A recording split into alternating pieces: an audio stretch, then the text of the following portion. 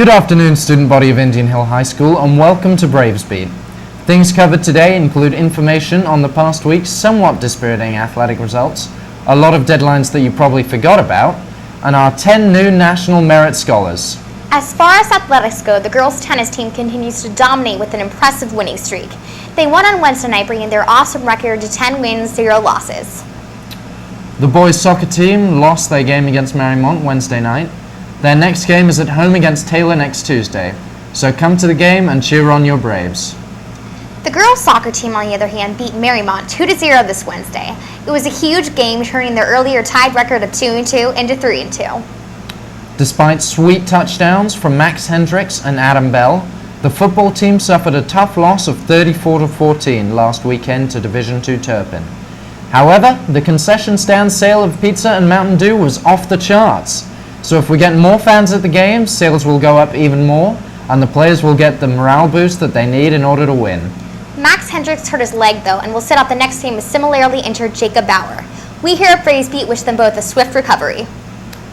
As far as girls volleyball goes, one member of the Braves Beat team got yelled at for not going to their games.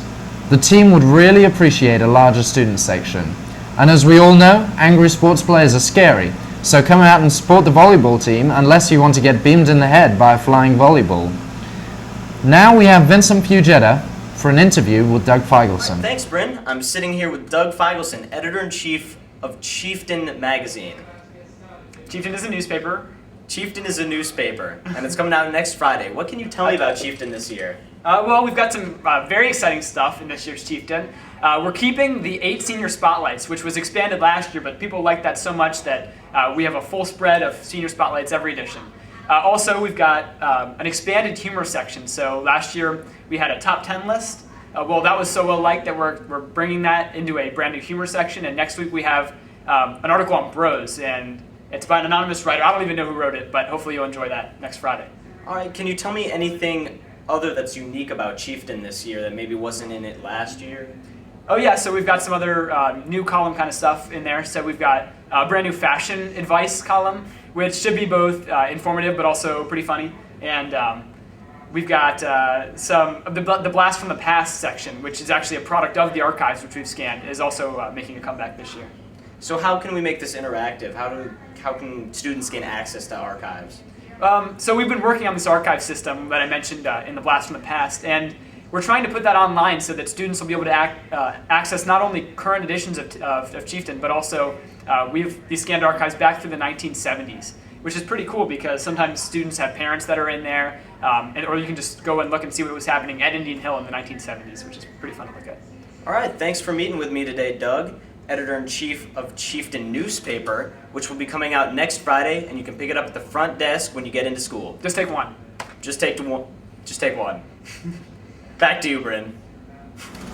Thanks, Vincent. Back to you, Gloria. In other news, all students wanting to order a homecoming t-shirt need to have their money in to Mrs. Schonauer by September 22nd. Mock trial tryouts will be held on Saturday the 26th, and interested students should attend the informational meetings after school next Tuesday and Thursday. Upperclassmen, don't forget about the college meetings that take place on a daily basis in the College and Career Center. Most teachers won't sign permission slips the day of the meetings, though, so get their permission early if you want to go to any of those. Sophomores, congratulations on earning free MP.